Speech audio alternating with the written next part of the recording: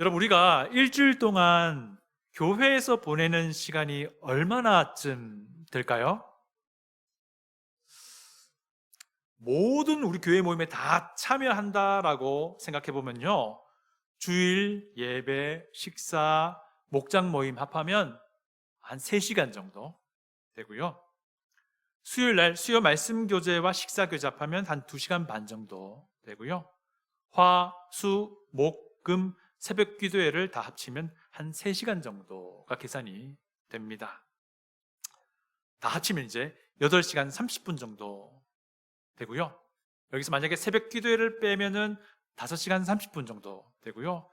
주일만 놓고 보면은 3시간 정도가 됩니다. 물론 이제 오가는 시간, 그리고 여러분들 개별적으로 봉사하는 시간은 포함되지 않았기 때문에 포함되면 더 많아지겠지만, 사실 우리가 교회로 이렇게 딱 모여서 있는 시간만 놓고 보면은 생각보다 많지는 않아요.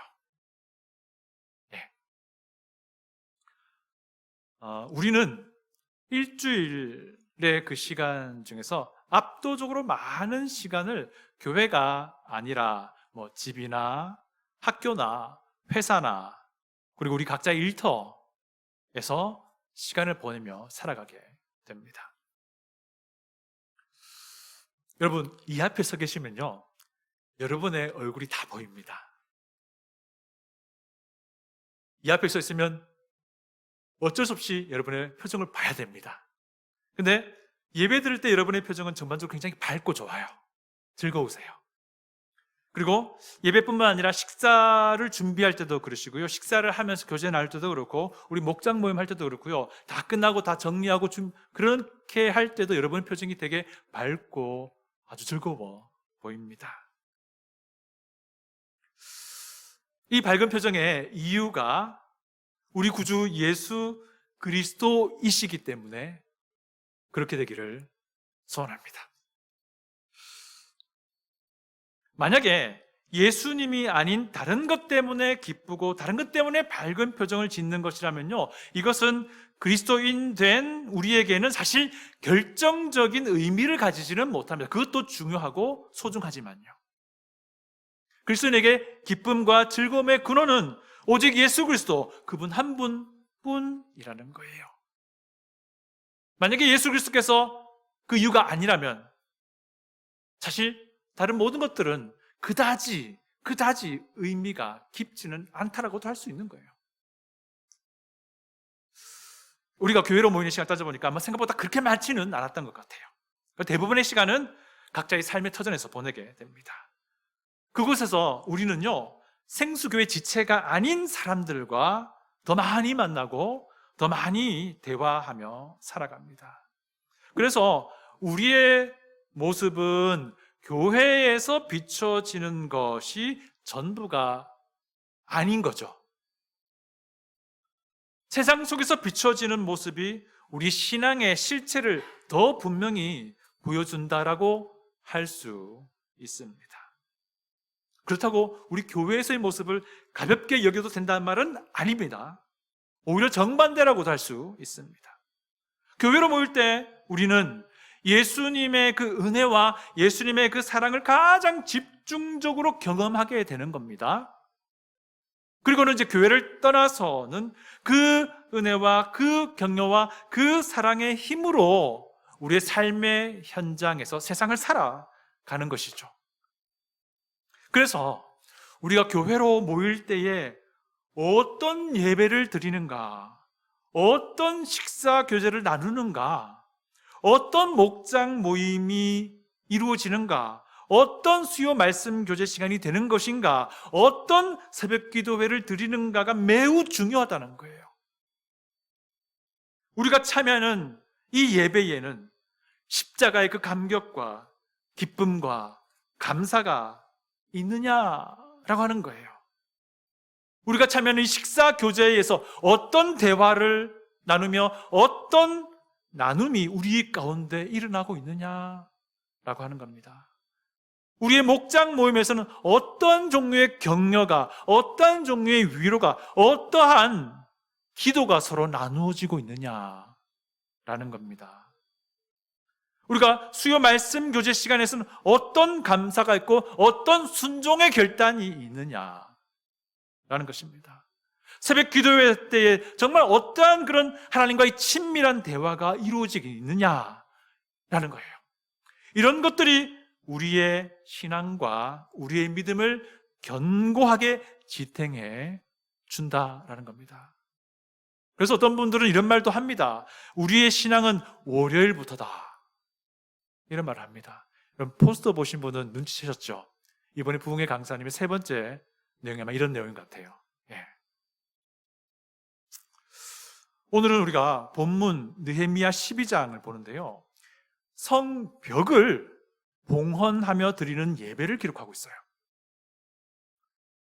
이름하여 성벽 봉헌 예배인데요, 이들의 성벽 봉헌 예배를 통해서 보면요, 우리 생수교회가 드리는 이 예배와 우리 생수교회가 나누는 식사의 교제와 우리 생수교회 각 목장이 나누는 목장 모임과 말씀 교제 시간과 새벽 기도가 어떤 모습이 되어야 하는지를 잘 알 수 있습니다. 만약에 그렇게 된다면 우리는요, 교회 밖에서 보내는 우리의 일상 역시 우리의 이 예배를 적극적으로 반영하게 될 것입니다. 궁금하시죠? 과연 그들은 어떤 예배를 드렸는가? 한번 봅니다. 그들의 성벽 봉헌 예배는 감사 예배였습니다. 이 사람들이 성벽 봉헌 예배를 하기 위해서 제일 먼저 한 일이 뭐냐면 하나님을 찬양할 찬양대를 조직하는 일이었습니다. 하나님께서 이미 명령하셨어요.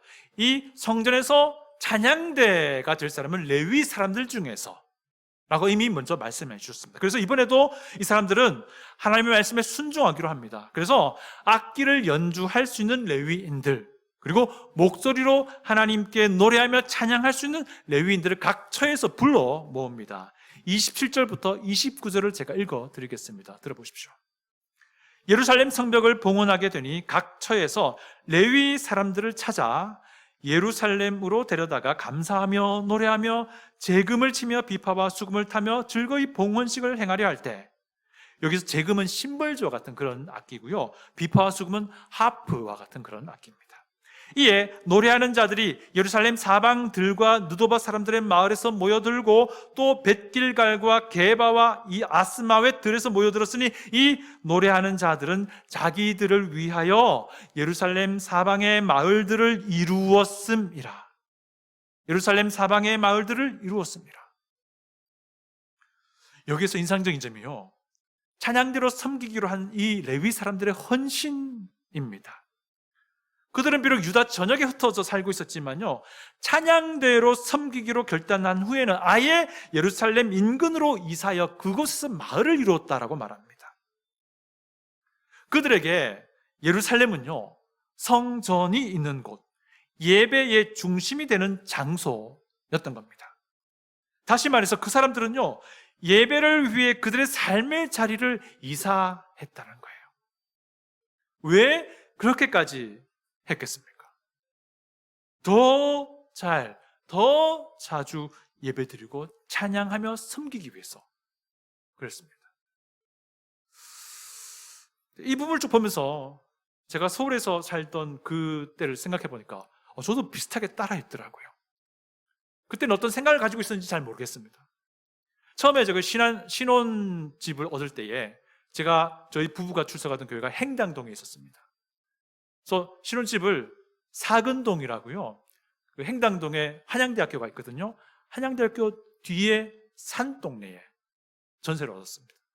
그리고 사정이 생겨서 교회를 다른 교회로 옮기게 되었는데 그 교회는 화곡동에 있었습니다. 그래서 우리는 주저하지 않고 신정동이라는 곳으로 이사를 했던 기억이 나요. 그리고 거기서 그 근처에 한 번 더 이사했다가 이제 미국으로 왔던 기억이 나요. 어쨌거나 이 레위인들에게 찬양으로 섬긴다는 것이 무엇이었겠습니까? 레위인들에게 찬양으로 섬긴다는 것은 부담은 아니었습니다. 감사였어요. 하나님을 찬양하며 예배 드리는 것이 그들에게 하나님을 향한 감사의 표현이었던 거예요. 본문을 보면 우리가 분명히 알 수 있습니다. 27절을 보시면요, 그들은 감사하며 노래했다라고 말하고요, 31절도 보면 성벽을 행진할 때에 감사 찬송 드렸다라는 말을 합니다. 그리고 38절도 보시면요, 반대 방향으로 행진하는 그 무리 역시 감사 찬송했다라고 말하고요, 40절을 보면은 그 무리가 다 만나가지고도 감사 찬송을 했다라고 같은 의미의 말을 반복합니다. 그러니까 처음부터 끝까지가 감사였다는 거예요. 찬양대로 섬기는 그들에게 이 예배 자체가 사실 감사였다라는 것입니다. 오늘 우리가 드리는 이 예배는 우리에게 감사의 이유가 되고 있느냐라는 질문을 오늘 하셔야 되는 거예요. 이 예배 가운데 얼마나 하나님께 감사를 드리고 있느냐라고 하는 것입니다. 감사드리고 있다면 무엇 때문에, 왜 감사하고 있는가에 대한 답을 우리가 내야 되는 거예요. 저는 이런 생각합니다. 우리 주일 예배, 그저 매주 반복되는 시간으로 여기지 않길 바랍니다. 단지 그냥 한 시간 딱 시간 채우는 걸로 여기지 않으시길 바라요. 특별히 우리 예배 중에 예배에 집중할 수 없는 그런 상황에 있는 사람들도 있어요. 예배 중에 예배를 위해서 여러 가지 섬기는 사람들이에요. 찬양팀이라든지 통역팀이라든지 방송팀이라든지, 그리고 앞에 새로운 분을 맞이하시는 분, 주일날 예배에 오신 분을 맞이하시는 분들, 이런 예배 중에 섬기는 분들이 사실은 예배에 집중하기 힘든 그런 상황이에요.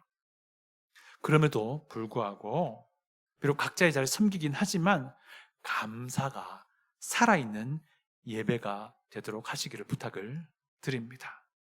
그리고 그들뿐 아니라 우리 모두가 이 예배가 감사의 예배가 될 수 있도록 하시길 부탁을 드립니다. 그러지 않으면요, 이 시간이 너무 아까운 시간이에요.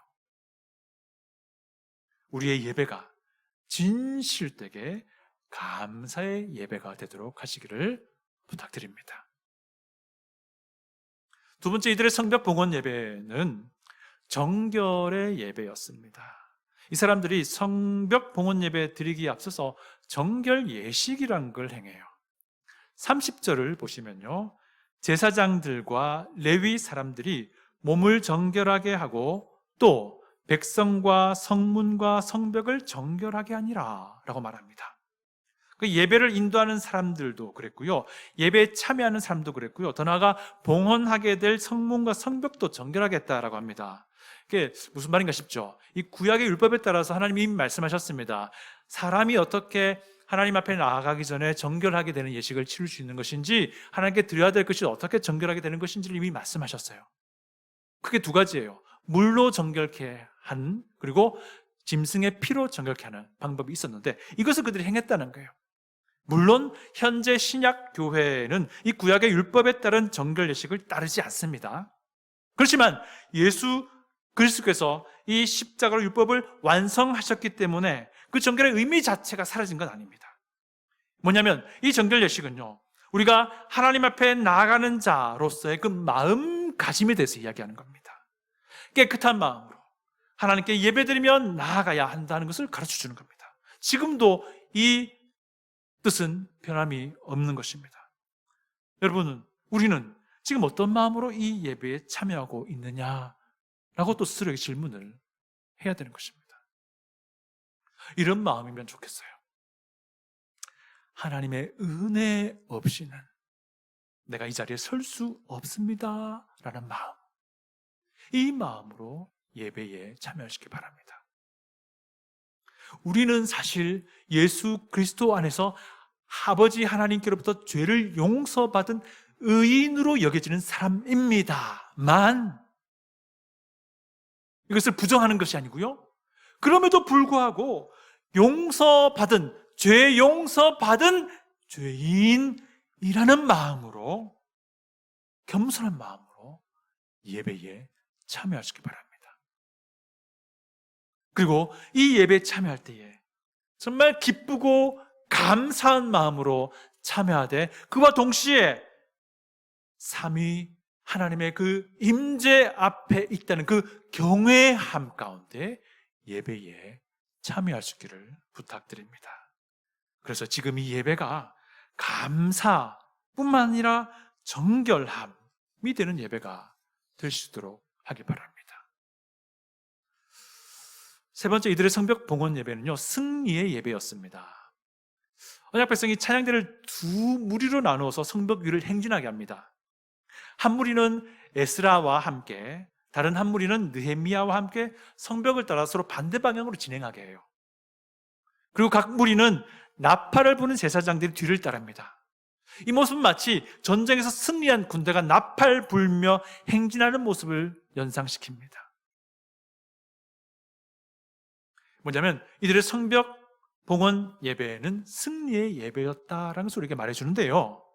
여러분 한번 기억을 되살려 보시기 바랍니다. 불과 얼마 전만 해도요, 도비야라는 사람 기억나시죠? 이들이 성벽을 재건하려고 모인 사람들 향해서 어떻게 조롱했습니까? 여우가 올라가도 곧 무너질 거다 라고 조롱했습니다.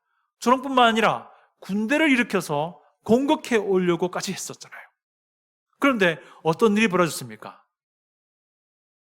그 짧은 52일 동안 이 성벽이 재건이 되었는데 그 성벽 위를 수많은 사람이 지금 두 무리로 나눠서 막 행진하고 있음에도 불구하고 끄덕이 없는 거예요. 하나님께서 역전의 승리를 허락해 주신 거예요. 혹시 지금 내 신앙을 조롱하는 사람이 있습니까? 주변에. 혹시 내 예배를 조롱하는 사람이 주변에 혹시 있습니까? 혹시 내 신앙 때문에 억울한 상황이지만 지금은 잠시 인내해야 할 상황에 있습니까?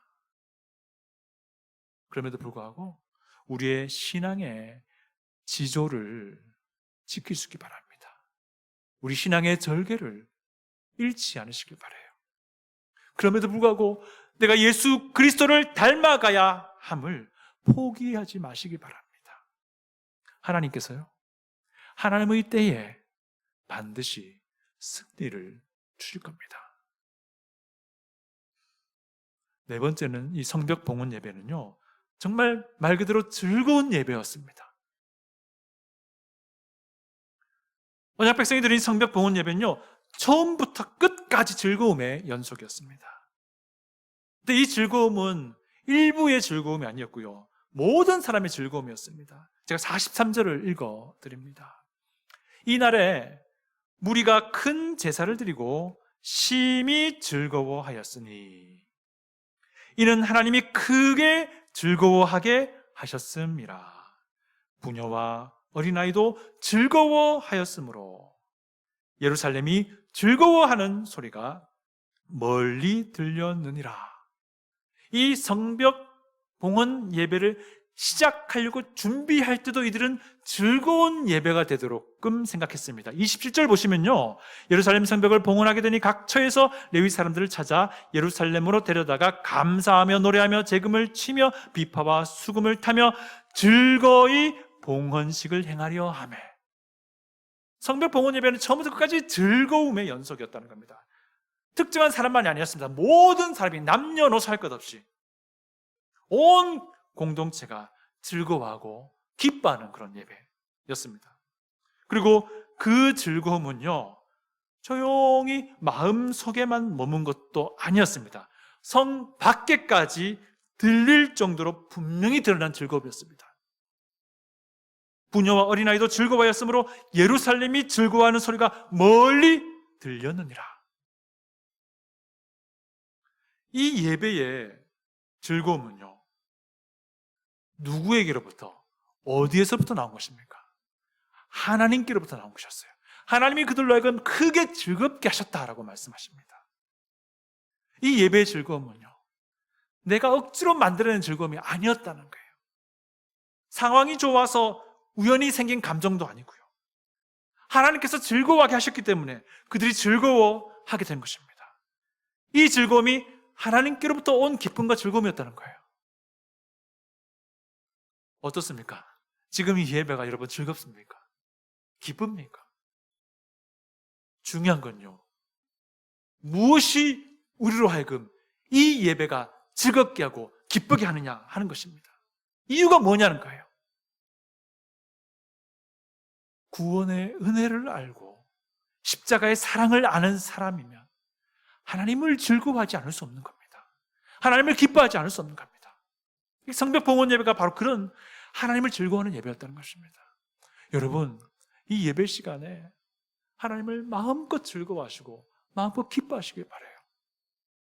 기뻐해라, 즐거워해라가 아니고요, 그저 하나님께서 창세전에 나를 기억하셨다는 것만으로도 기쁘고 즐거워할 일이고, 그리고 하나님의 계획에 따라서 예수 그리스도가 이 땅에 오셔가지고 내 모든 죄를 사하셨다는 것도 기뻐하고 즐거워할 일일 것이고요, 그 예수 그리스도께서 나와 함께 동행하신다는 것이 즐거움이요 기쁨이고, 이 예수 그리스도와 함께 이 신앙의 길, 믿음의 길을 걸어가는 것도 너무 기쁘고 감사한 일이고요, 다시 오실 예수님을 바라보는 것도 기쁘고 감사한 일이고요, 이 같은 믿음을 함께 고백하는 이들이 모여서 같이 주님의 이름을 찬양하고 예배하는 것 그 자체가 우리에게 기쁨이고 즐거워하는 것입니다. 그러니까 하나님을 기뻐하고 즐거워하게 되는 것입니다. 끝으로 이들의 성벽 봉헌 예배는 확대되는 예배였습니다. 넓혀지는 예배였습니다. 느헤미야 12장의 봉헌 예배는요, 성전을 봉헌하는 예배가 아니에요.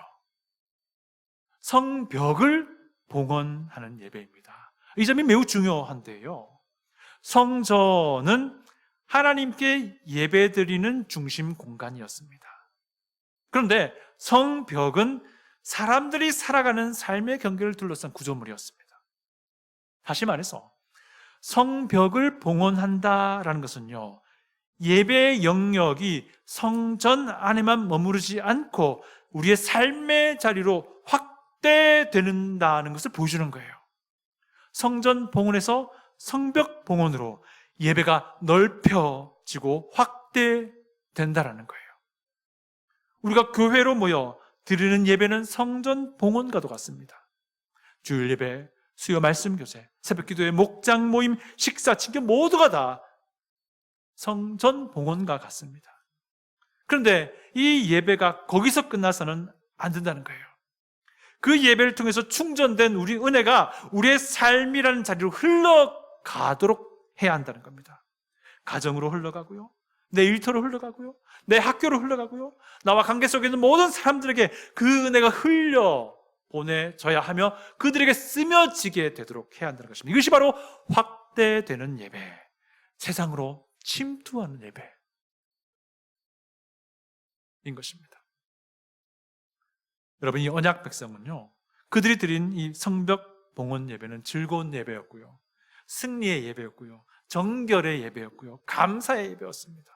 그 즐거움과 승리와 그 기쁨과 그 감사가 일부만의 사람의 것도 아니었고요, 곧 사라질 것도 아니었습니다.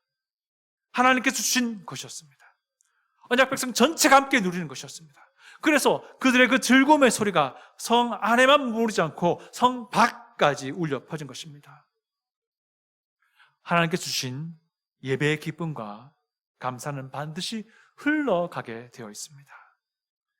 참된 예배, 참된 예배의 그 즐거움은요, 이 예배당 안에만 머물지 않는다는 거예요. 그리고 우리 마음속에만 갇혀 있어서 우리 마음만 아는 것도 아니라는 것입니다.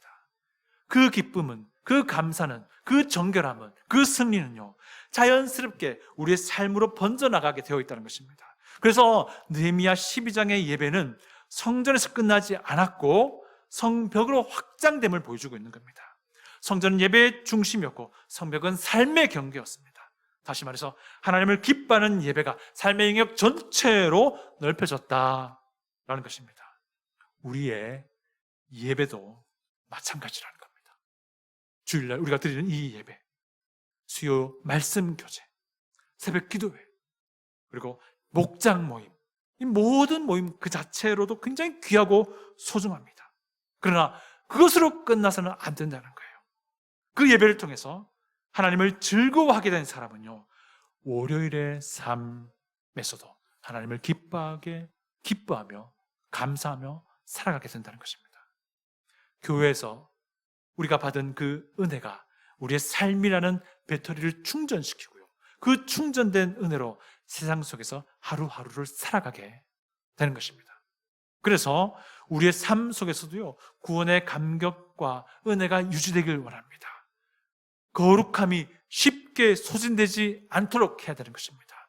그리스도의 은혜가 살아 움직이게끔 해야 된다라는 것입니다. 이것이 확대되는 예배. 교회로 모였을 때의 예배가 교회의 경계를 넘어서 우리의 삶 전체로 넓혀지는 확대되는 예배. 주일 예배가 끝이 아니라는 것을 우리가 반드시 기억할 수 있기를 원합니다. 주일 예배는 시작에 불과합니다.